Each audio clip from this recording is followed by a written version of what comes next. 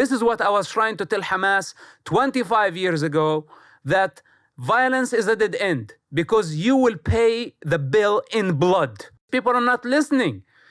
And if they continue to be like this, just sticking their head in the sand, blaming the wrong people, not seeing things for what they are, not realizing the origins of this suffering, then we are going to go in this vicious cycle for eternity.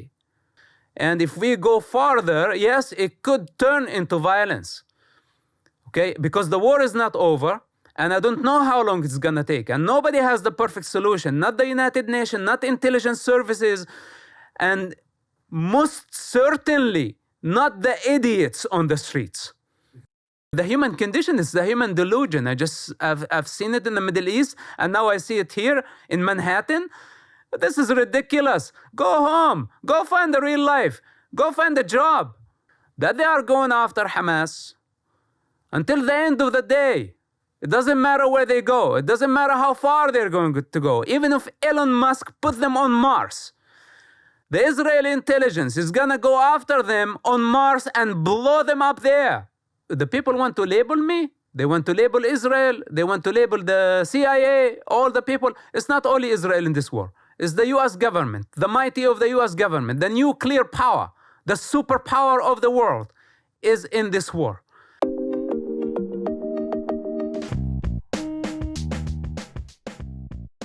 So, Mosab, it's good to see you again, man. And thank you for doing this, by the way. I know that you're keeping a low profile, generally. Well, lately, I don't know. I've seen you in a lot of different places, but mostly keeping a low profile.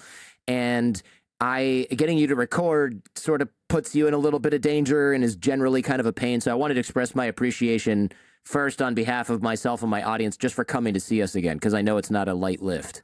Thank you to have me. Most people will have heard the other episodes I did with you years ago, actually quite a few years ago, that I've recently going to be rebroadcasting with commentary. But just in case, can you give us like a brief background? Why did they call you the Green Prince, etc.? The Green Prince was my code name within the Israeli intelligence, where I worked for about 10 years undercover, trying to find suicide bombers, terrorists, plot to solve the,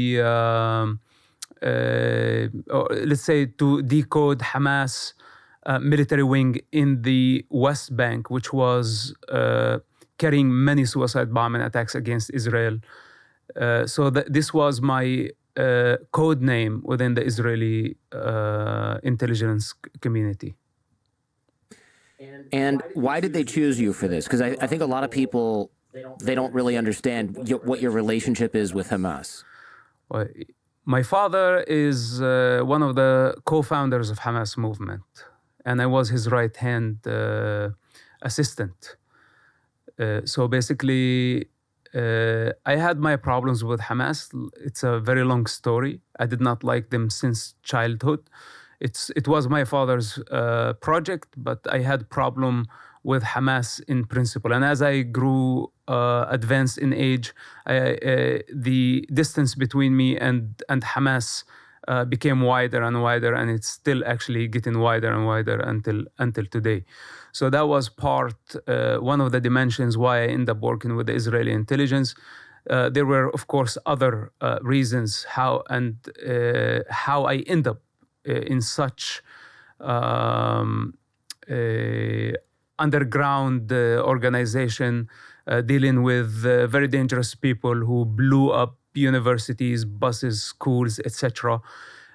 You can say that I had personal problem with Hamas, but I had a fundamental problem that I saw Hamas was just a very destructive potential. And I realized that my father was going towards self-destruction. Our people were going towards self-destruction.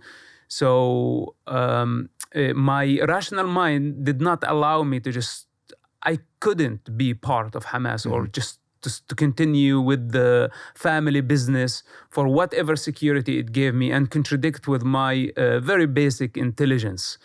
Of course, I can go on and on why, I end up working for Israel against my father's own organization. I cannot reduce it into words. This is an evolution. It took many years for me to come to the realization that Hamas was a disease and I needed to fight against it. Yeah, I think for people who really want to deep dive on that, hopefully they've heard the previous episodes that, again, I think you and I spent something like 3 or 4 hours talking about 4 or 5 years ago now, and we'll put those in the feed. But before we get to specifics on the current events, what is your take on this current situation in general? Because you're very opinionated when it comes to this, as you should be. No, honestly, I'm not sure about your term. It's not a matter of opinion. You have an opinion as an outsider of something. But when you have a long practice in a certain reality and you have the experience of at least 30 years of something, living it every day and seeing it grow, then it's not a matter of opinion now. It's not a matter of point of view. It's a matter what it is. And on that authority I speak. Hence, this is my life journey, and it's unfortunate. And what I don't want for the world, actually, that they have to go through the suffering that I had to go through to come to the same realization. Is why I just tell the world, here it is. It's just for free. Hamas is bad news. We don't have to go into Hamas' brain and go through Hamas experience in order to realize how bad they are. But the human ego does not accept the simple truth. It is very curious to experience it on its own. So I'm not posing here as an expert on the issue. I've been saying this for about 20 years. And prior to that, 10 years in secret fighting against such a monster. An ideological monster that is representing the deepest level of human delusion that wants to dominate the universe, that is anti-other. Anything that is different than Hamas is their enemy. So we're talking about a global threat. And now we have the situation where they hijacked an entire society, what's so-called the Palestinian cause, which many forces throughout the centuries hijacked what's so-called a Palestinian cause. And today I see in the United States, the mob down the street also hijacking the cause, projecting their hatred, whatever their need for a revolution. And my personal experience say, no, it's evolution. It's not a revolution. Revolution, rebellion, etc. This was good, maybe hundreds of years ago. But right now, we came to a point in the human consciousness to realize that it's evolution. It's not a revolution. If we need a quick fix, a fast change, because this is how much desperate we are for change, then it is gonna be violent. So are we willing to pay the bills of violence? This is what I was trying to tell Hamas 25 years ago, that violence is a dead end because you will pay the bill in blood. But they wouldn't listen. My father wouldn't listen. Now the world, and especially the free world, is not listening. That this is an evolution. We need to educate ourselves. We need to grow. We need to work on ourselves, not to blame the other. And that's Hamas' game, and I don't like it. Blaming Israel for the mistakes that Hamas is doing. Hence, I feel the burden, that I have to shout out loud, all the time. Otherwise, people are not listening. And if they continue to be like this, just sticking their head in the sand, blaming the wrong people, not seeing things for what they are, not realizing the origins of this suffering, then we are going to go in this vicious cycle for eternity. Were you surprised at all by the brutality of the October 7th attack from Hamas, or was this par for the course? Look, I was not surprised by Hamas savages. I know them. I lived in prison with them for 27 months. If you want to get to know somebody, live with them in a small room for 27 months. This is how you get to know someone. So I met many Hamas leaders in prison. I was there when Hamas was born and before Hamas was born. And I will be there after Hamas is dead. This is a promise that I give you. So it's not that I was surprised, but the scale of the attack was greater than I thought Hamas could manage. And that the fact that they captured everything on camera, on one hand is disgusting, and it's it gave us a setback in the human consciousness. But on the other hand, I want to say that Hamas made a mistake, because this is how they revealed their true nature to the world.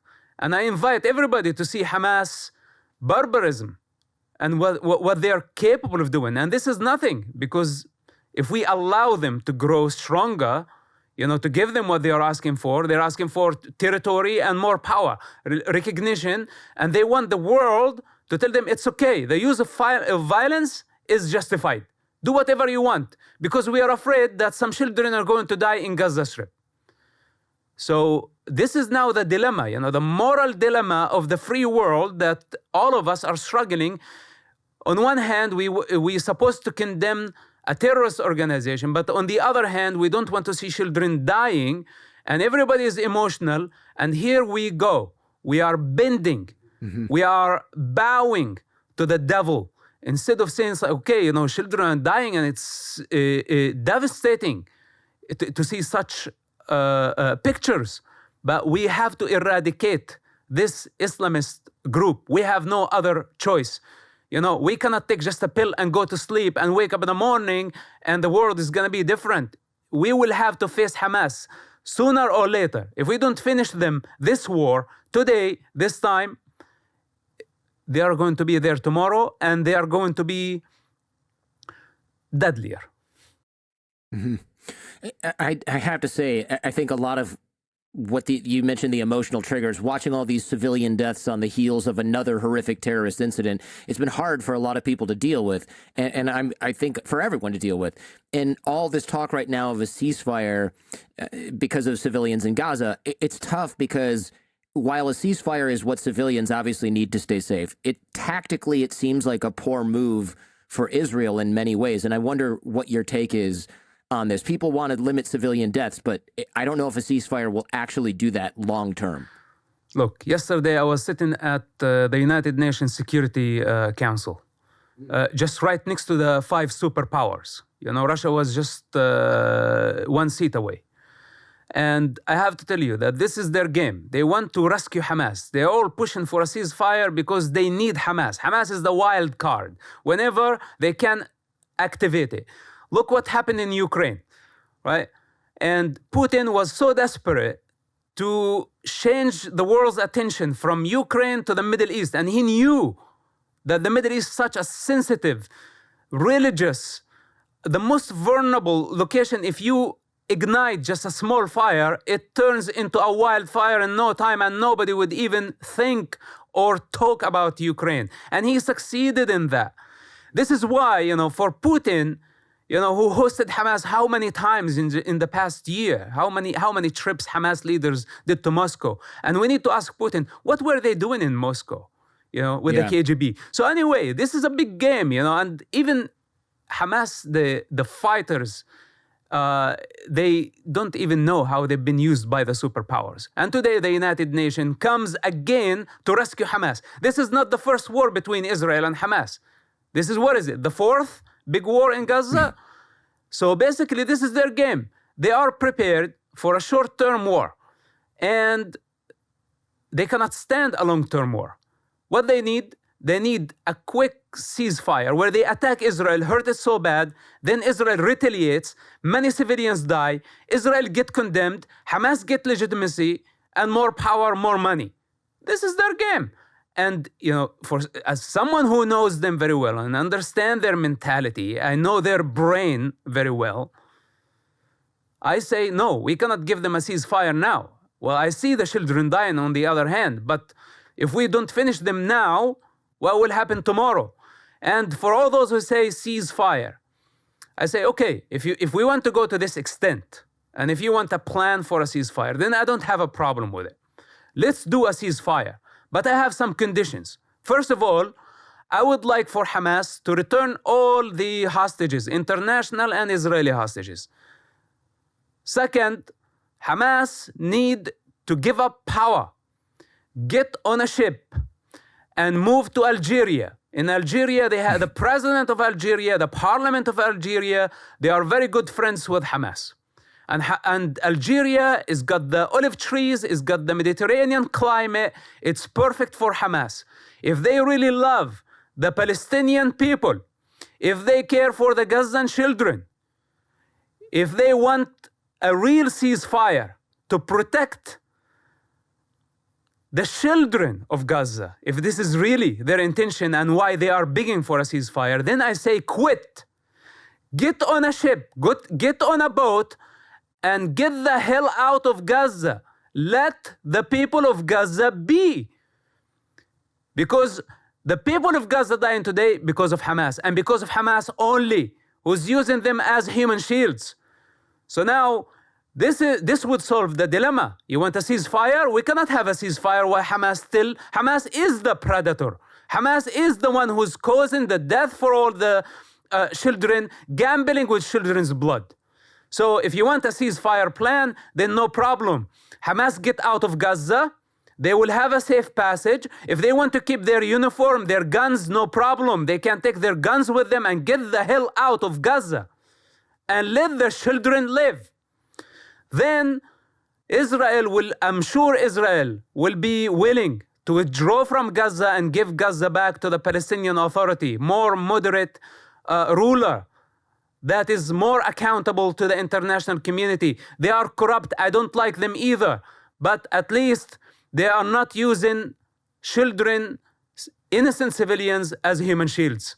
So before we talk about ceasefire, I want to understand who is proposing ceasefire, what's their objective of the ceasefire, what's their goal, what they want to achieve from a ceasefire.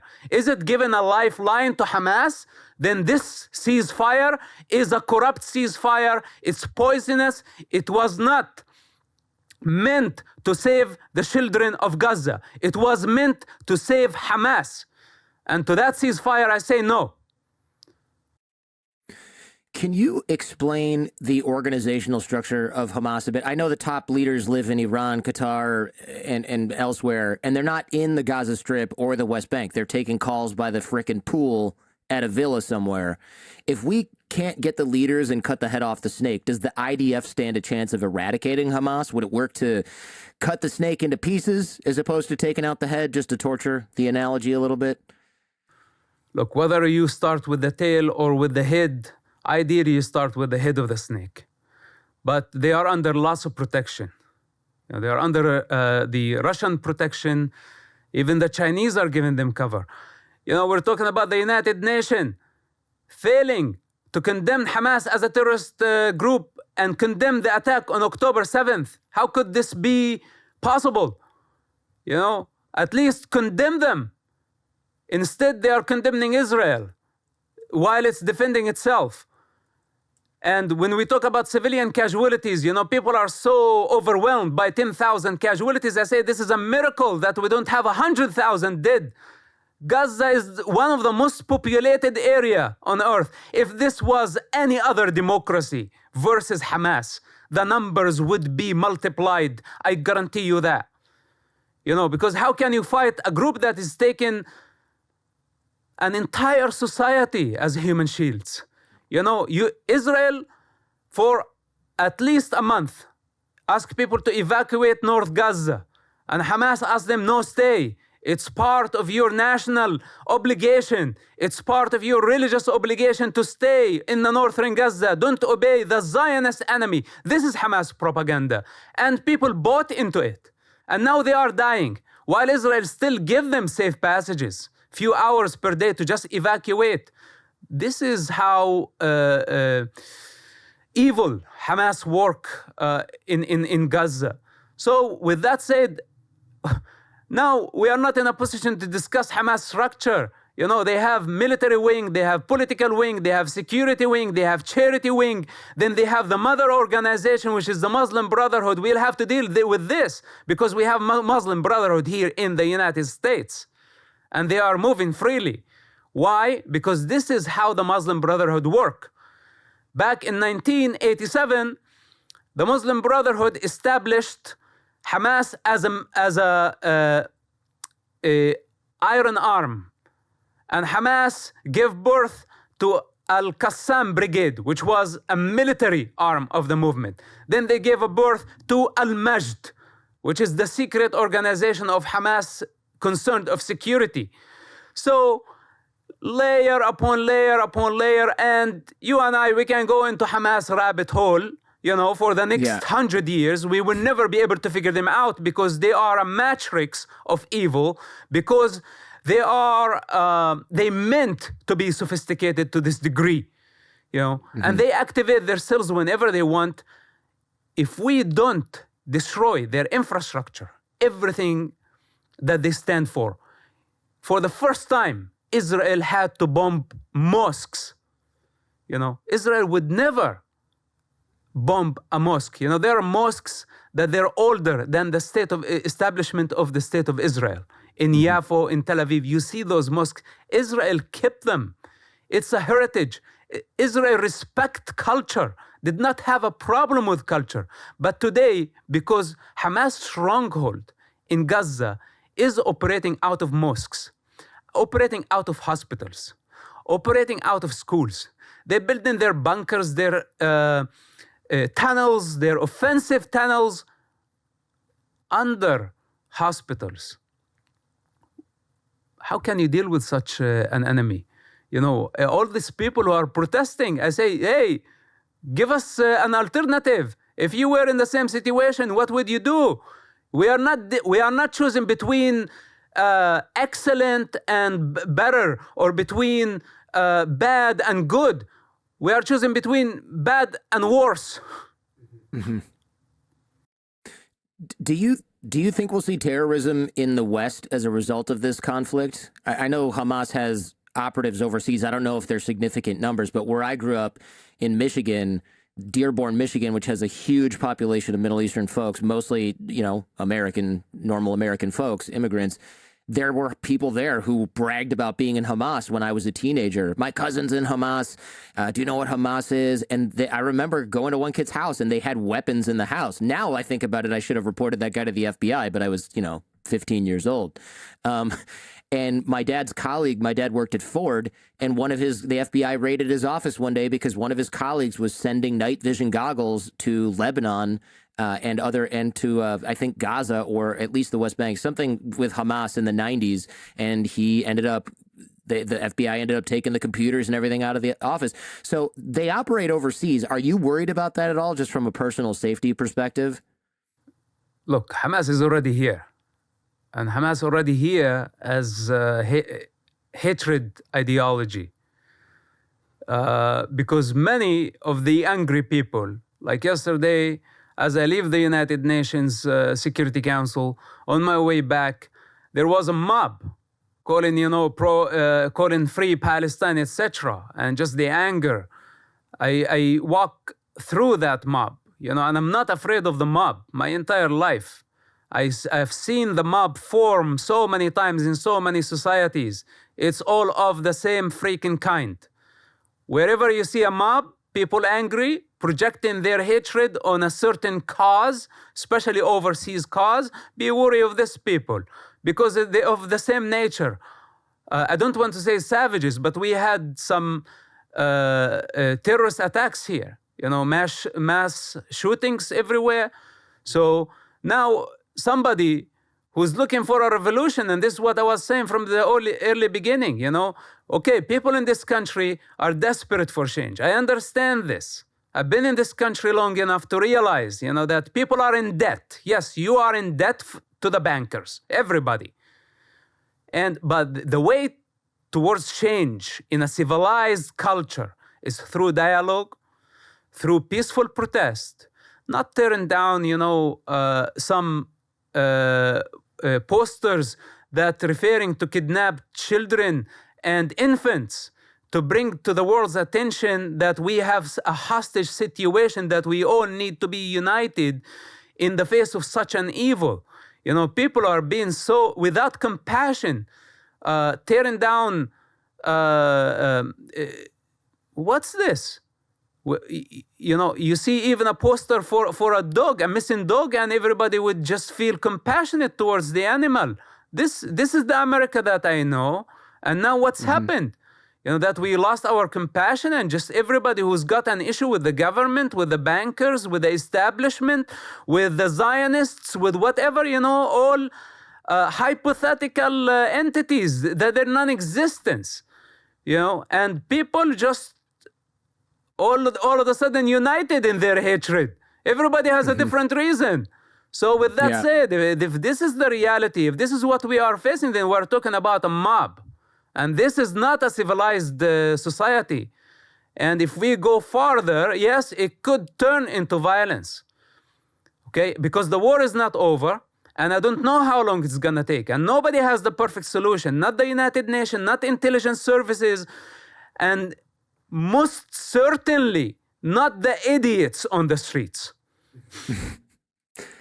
What does Hamas actually want? You have a up-close view. A lot of people don't seem to understand what Hamas... I mean, Hamas has stated preferences, and you hear people on the street argue that those aren't true.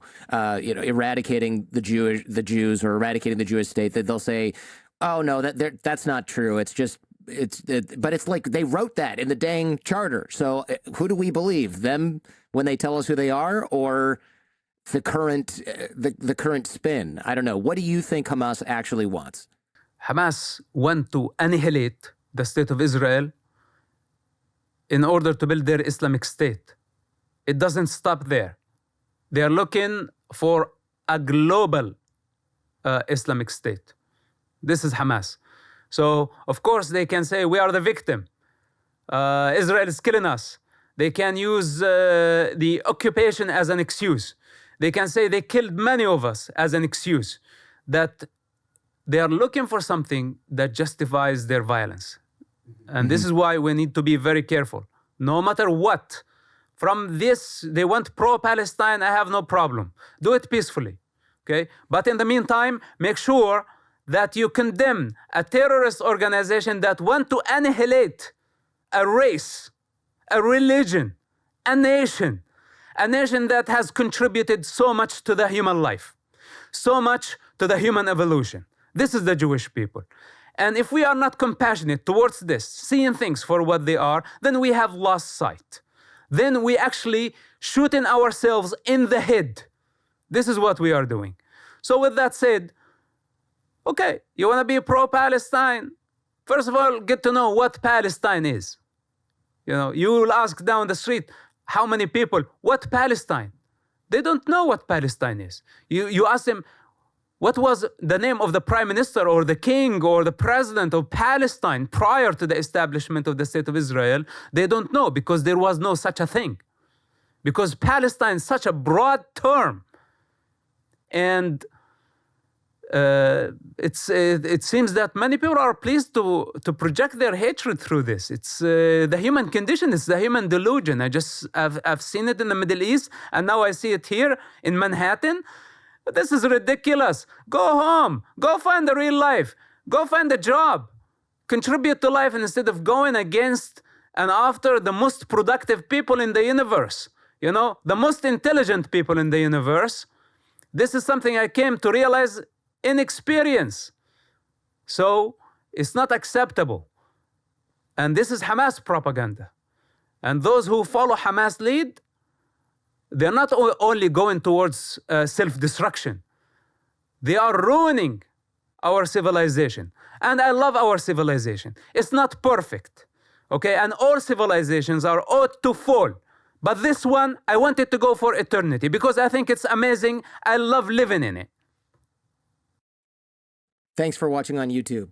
Remember, you can also enjoy The Jordan Harbinger Show on Apple Podcasts, Spotify, or wherever you listen to podcasts. Our podcast feed is a treasure trove of insights from intellectuals, authors, spies, artists, athletes, pioneers, engineers, former mafia bosses, and business leaders, all sharing their secrets to success. For more information, click the link in the description. Now, back to the show. What will stop Hamas? Is war the only path to peace at this point, or is there an alternative in your mind? They are the ones waging the war. I just gave you a solution. If they don't want war, if they don't want to die in Gaza and cause the death of tens of thousands of people for the next 6 months or for the next year, could be the next 5 years, because nobody knows how this is going to develop. If they don't want this, take your guns, keep your uniform. If you don't want to get humiliated, get on a boat and get the hell out of Gaza. This is my suggestion to Hamas. I don't want to say the lifeline I want to give them. But the honest truth, they are not willing to do this. They prefer to see the entire Gaza Strip burnt down to ashes before they give up their ideology. This is the true nature of Hamas. So today when I said, okay, here's a proposal for a ceasefire, that I stand behind it. You know what I meant? I meant only one thing, to test Hamas. Because the entire world is confused about their nature. So I say, okay, here's a test. If you love your people, if you care that much, get out, go to Algeria. It's not that far. It's the same climate. People of Algeria love Hamas. They welcome Hamas. Hamas leaders been to Algeria parliament. They've been visiting with the president. They love each other. So why to die and cause the death of so many innocent people who has nothing to do with Hamas? This is the test. Will they accept this? Do you think they will accept that? Unlikely. How do we beat Hamas militarily? Like, I know you're not a tactician, but you know Hamas offensive and defensive capabilities, I would imagine at this point, having been so close to it. Do you know much about the Hamas tunnels? Have you seen those before when you were there? I've never been to Hamas tunnels. This whole thing developed after I migrated to the United States. We could have dealt with Hamas when I first brought the information to the intelligence service communities, and I said, Hamas is about to take over Gaza. I was the first to report that, and they did not take it seriously. Then after that Hamas coup in 2007, they took over Gaza. Then Hamas kept on building their military power. And every time we besieged the people of Gaza and we gave Hamas the freedom. This is the mistake. Let them roam the region in Qatar and Turkey, in Lebanon, even in Russia, flying private jets, while the children of Gaza dying in despair and poverty. We should have went after them, never let them have the freedom to do anything. Do you think that Hamas predicted this response from Israel in response to the attack, or do you think they bit off more than they could chew? You said the attack was it surprised you in scale. Do you think it maybe even surprised Hamas and how much they were able to get away with? It looks like they were surprised of how many hostages they were able to bring back. Because when they sent their savages, they promised them $10,000 an apartment if they bring one Israeli hostage. That was their promise. So those maniacs, when they crossed the fence, they went with lust, not only to kill Jews, but also to make wealth and to make security in life by destroying other people's lives. To the degree, when somebody on their way back, they found a corpse. They kidnapped a corpse. They did not only kidnap living beings, they kidnapped corpse to bargain for money and prisoner exchange. You tell me, this is not even terrorists. This is dark age savages, unheard of reality that we are witnessing in the 21st century.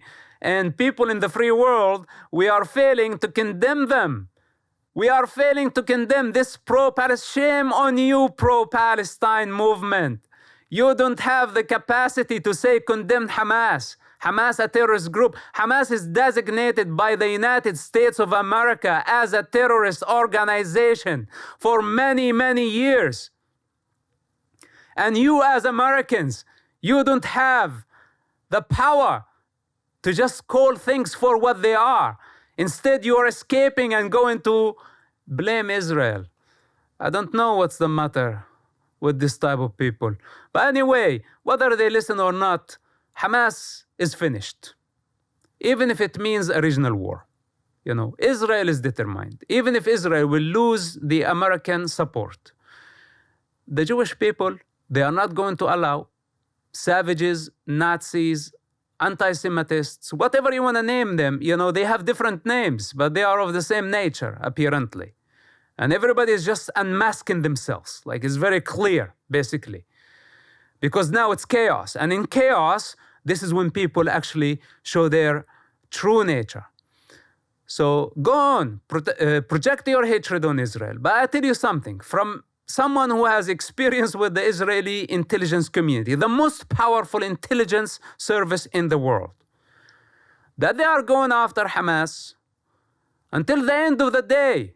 It doesn't matter where they go. It doesn't matter how far they're going to go. Even if Elon Musk put them on Mars, the Israeli intelligence is going to go after them on Mars and blow them up there.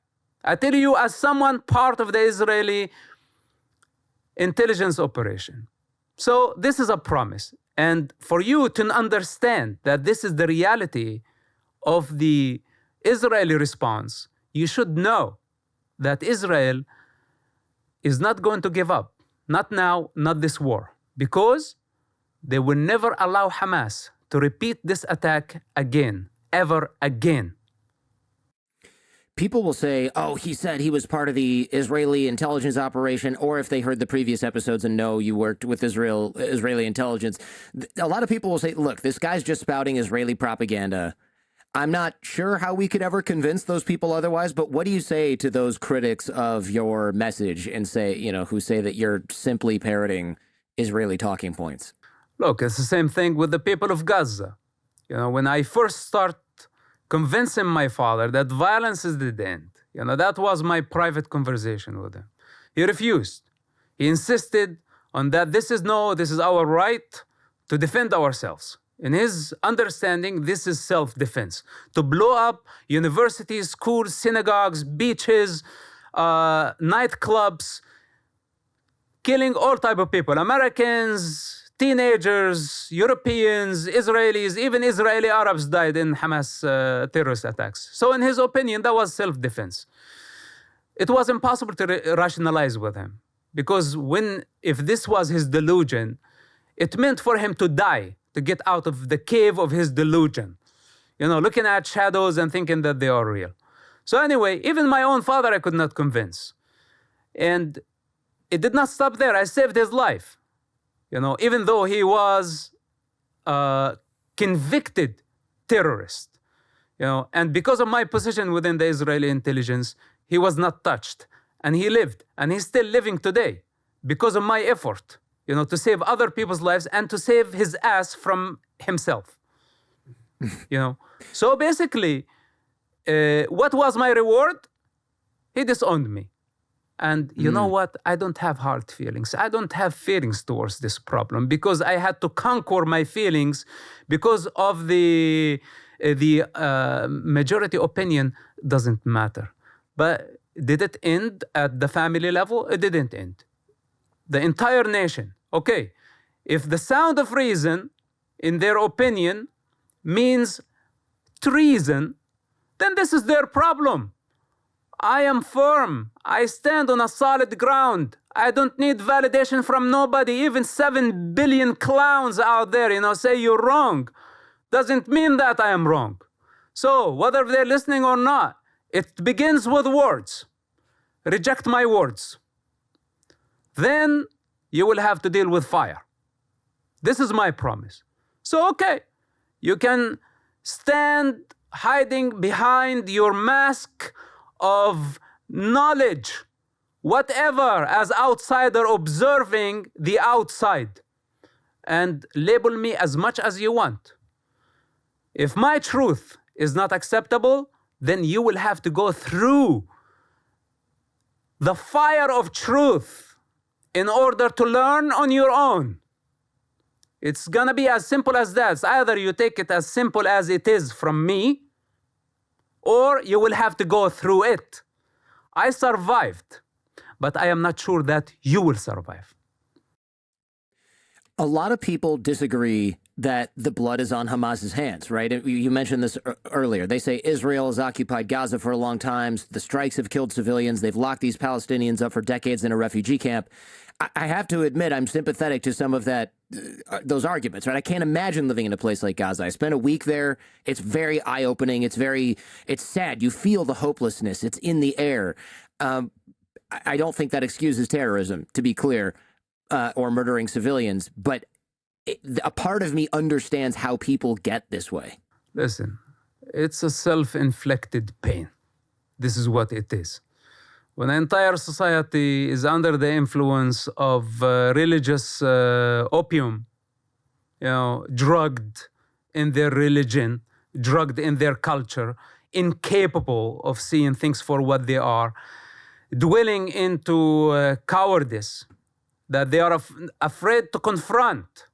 They see the truth, they see the predator, but they don't have the power to fight. Then they choose to be silent. Others choose to take part with Hamas. Hence, an entire society is participating directly and indirectly. When a majority of the Gazans voted for Hamas, they made a very big mistake. Because when a majority agree on something, then they are partnering with this. This is exactly what Hamas did. They won the elections, and now they took advantage of the sheep, that voted for them. Now, in a situation like this, a society has fallen from grace. When they agreed to Hamas ideology, gambling with children's blood, they saw it. How many wars happened in Gaza, by the way? This is the fourth? Mm-hmm. Could not they see it? Could not they see it the first war? How Hamas played them? Could not they see it the second war? The third war? Cannot they see it now? What Hamas is doing to them? While Hamas leaders sit in Four Seasons in Doha paying $1,500 a night. And the people of Gaza are dying. The children, the women, everybody.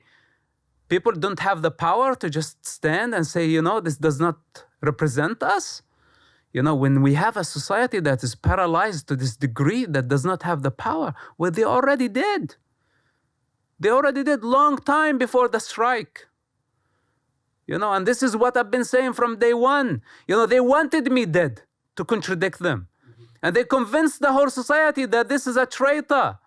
But I lived long after their accusation, and I promise I'm going to live much longer, than all their delusion and their lies.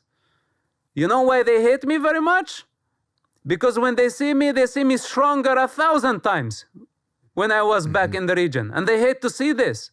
They are counting that if I got shunned by the family, I go into the unknown, I have no support, and I will die on my own.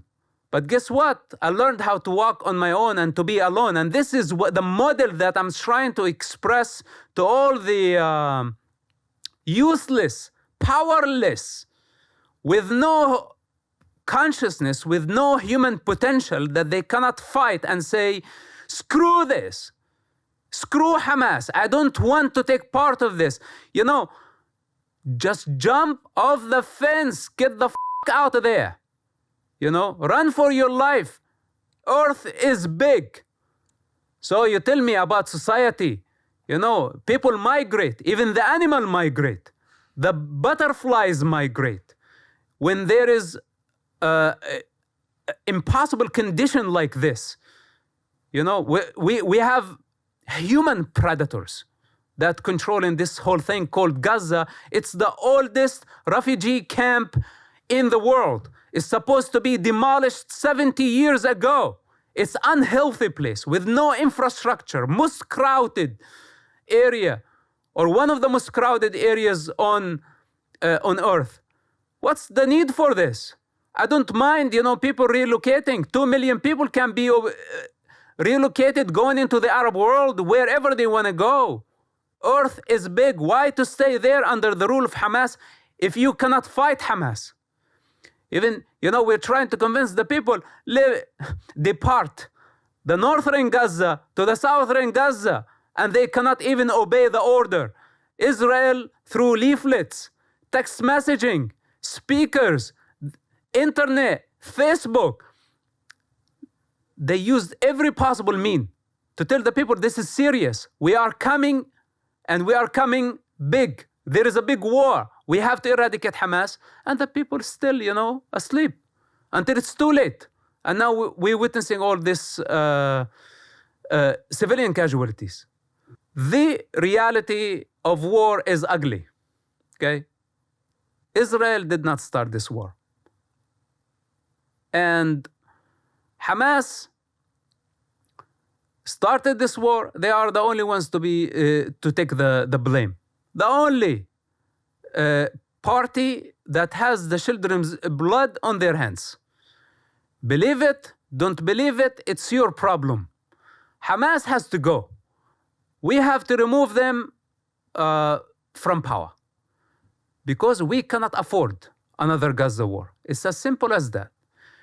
The people want to label me. They want to label Israel. They want to label the CIA, all the people. It's not only Israel in this war. It's the U.S. government, the mighty of the U.S. government, the nuclear power, the superpower of the world is in this war. And do you think they don't know better? Because we all know that there is no way around it this time. We have to eradicate Hamas. So think that this is extreme. Think whatever you want to think. We are at war, and war ugly. And at war, people die. It's as simple as that. What do we do about kids radicalized by Hamas, schools taught to hate Israel, taught to hate Jews by both schools, and of course the trauma of being attacked by Israel in this war and in others? How do we recover this generation and the next? It seems impossible. I worry that Israel's incursion into Gaza is the best recruiting drive for Hamas in the history of the organization. Every time they kill a terrorist, they create half a dozen more. And there's the famous saying, you can't bomb an ideology, right? Yes, but also the principle that species adapt and change. So now we are witnessing an extreme. It's the peak of hatred, and there is no place for dialogue and reason.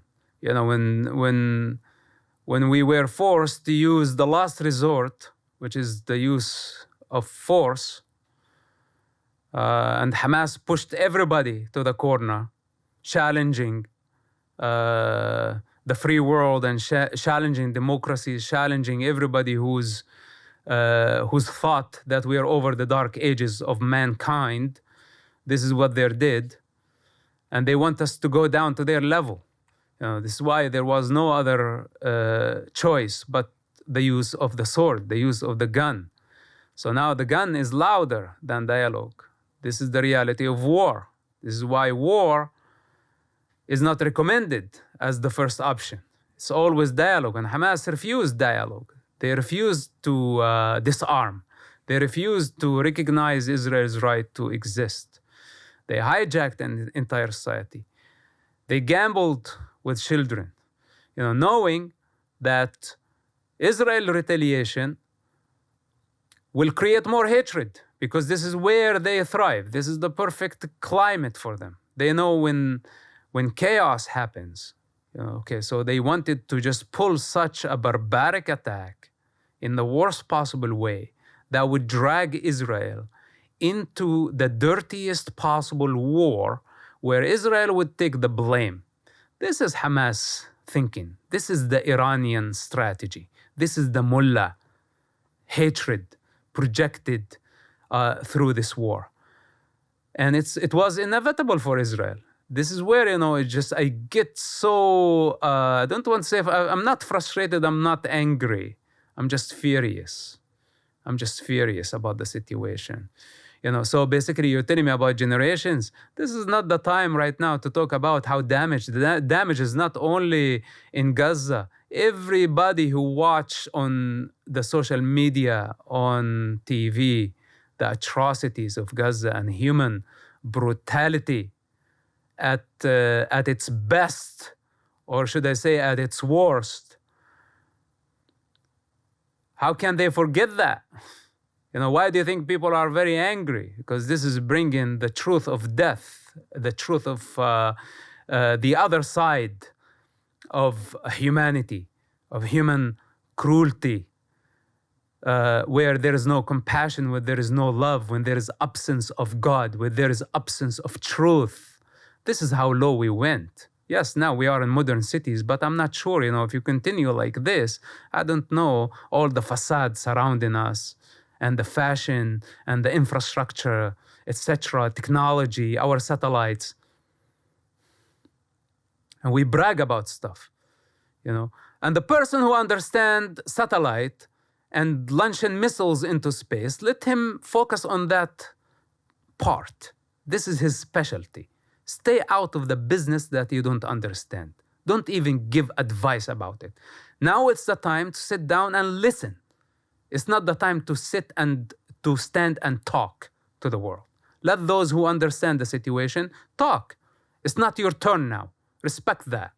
And you know what I mean when I say these words. Yeah, so with that said... I definitely do. Okay. So basically, if you want to build a generation and talk about, oh my God, we are killing Hamas, but we are creating many other Hamases. Of course. But we have to eradicate Hamas first. This job needs to be done. We have to finish with this task first. This is the hard task. Then after that, we can deal with the human trauma. How to heal not only Gaza, to heal the entire world by showing everybody that the use of violence is a dead end. And what Hamas did was a dead end. How do we prove that to be correct? Is by finishing Hamas in Gaza, this war. But if Hamas gets a free ticket out of this, because of our weakness, and because of our hypocrisy, because of our short-term interest, because of our attempt to escape reality and escape our responsibility, then this is going to be repeated not only by Hamas. There will be many other groups that would say, oh, wow, Hamas was able to actually bring Israel as a democracy to its knees. And Hamas was able to create a division in the United States of America, put the United States government in an emergency state. We're talking about Hamas, such a small terrorist group, few thousands in Gaza. But they put us in emergency or at emergency. So how many terrorist groups around the world, savages, are going to look at this and say, like, oh, wow, it did not need to take the Soviet Union to actually counter the United States. All you have to do is just have a few thousand fighters, and you will be able to bend democracies. You will be able to make them beg for a ceasefire. This is not going to happen.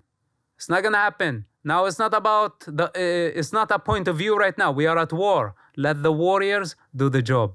Those who talk and very good at talking, the sooth talkers, etc., they can sit down and watch.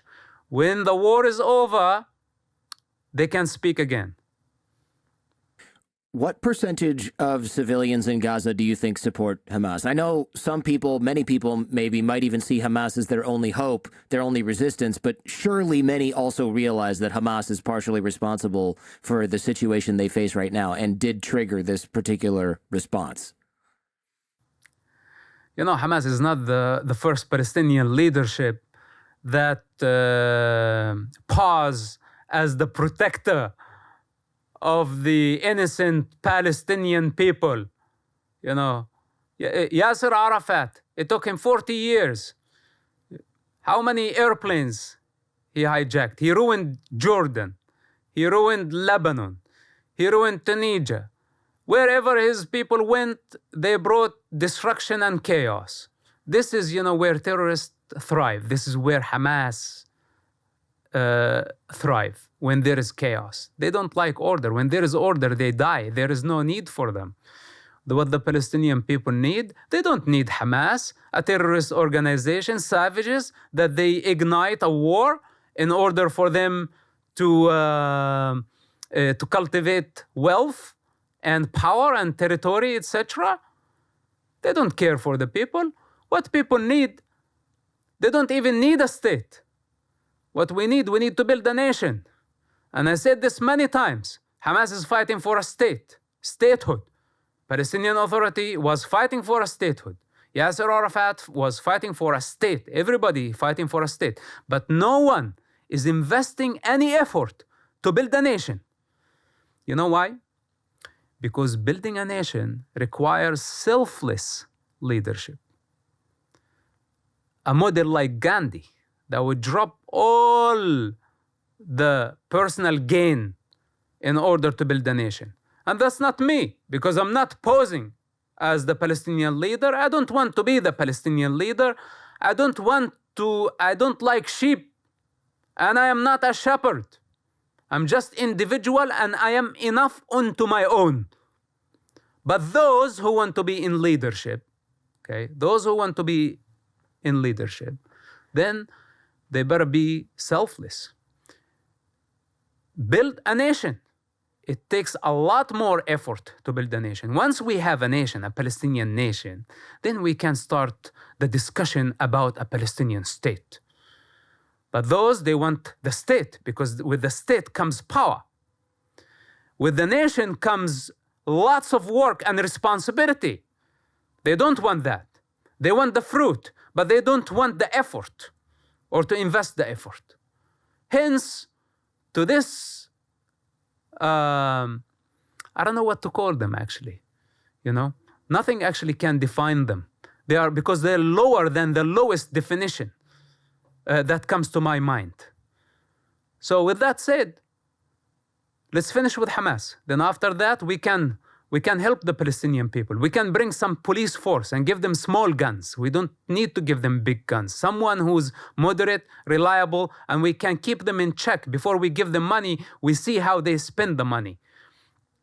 We can borrow land from Egypt and expand Gaza, make a greater Gaza, instead of this very populated place. We can build economy. We can build bridges with the rest of the world in order to speed up the process of economic growth. I wrote a proposal about this many years ago. Nobody even listened to that.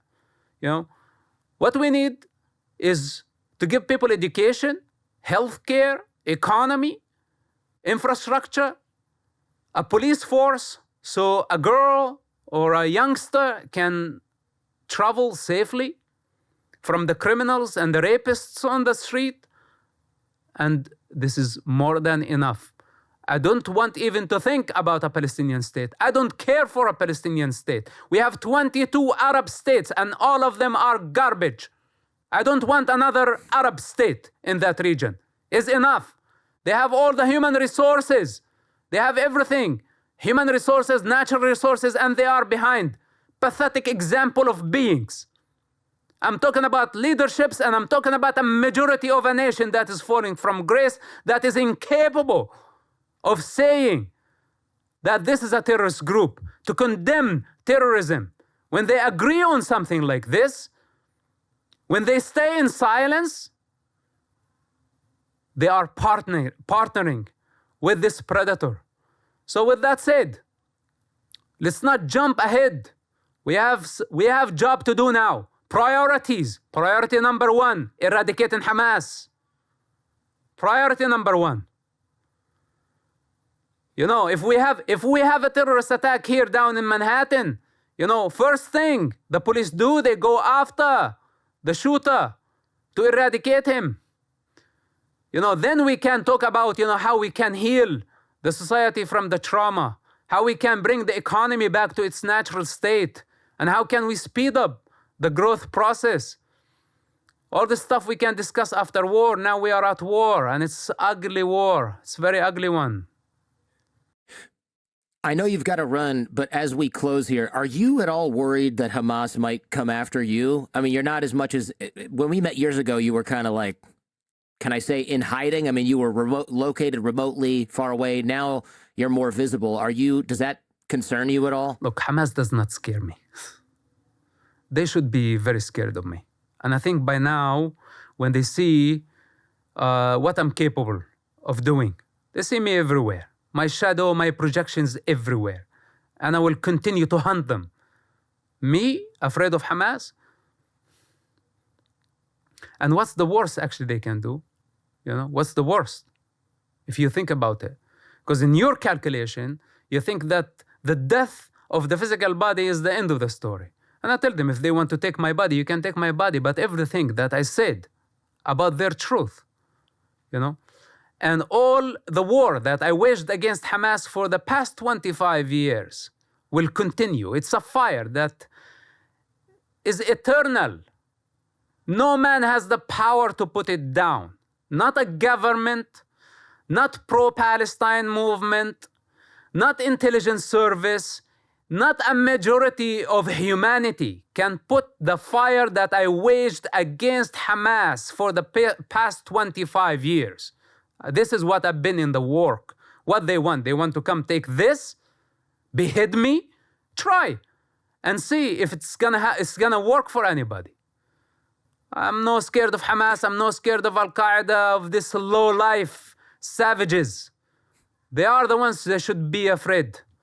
And hence I say, when I say this, I'm just individual, but I represent many. I represent many in India. I represent many in Southern East Asia.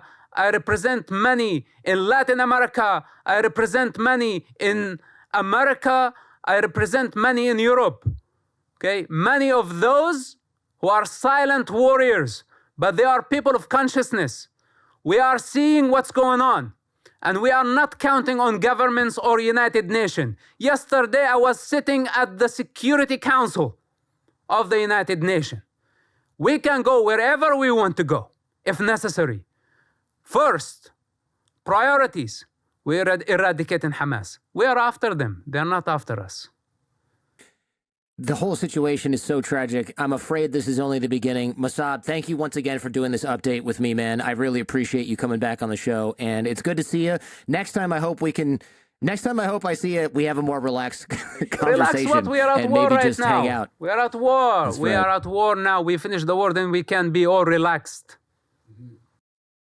Thank you for checking out this entire episode on YouTube. If you want to follow up on this topic, check out our podcast feed or visit us on our website at jordanharbinger.com, where you can learn more about our guest and dive even deeper into what we discussed today. And remember, YouTube is not the only place that you can check out The Jordan Harbinger Show. Any podcast app should have us. Check out the links in the description where you will find access to our shows that don't appear on YouTube, like Skeptical Sunday, where we debunk topics like crystal healing, GMOs, conspiracy theories, homeopathy, tipping, even lawns, to find out if they're backed by science and logic, or if they're just complete nonsense. Spoiler, many of them are complete nonsense. Also, our Feedback Friday shows where we help people escape from cults, get raises at work, and take all manner of questions from you, the audience, all the way down to the bottom of the barrel. And every episode of The Jordan Harbinger Show has something useful you can take away and apply in your own life and help you navigate what I know can often seem like the overwhelming and paralyzing challenges of modern life. Life can be hard, yes, but we are here to help. And if you appreciate how we help, remember to like, comment, and subscribe.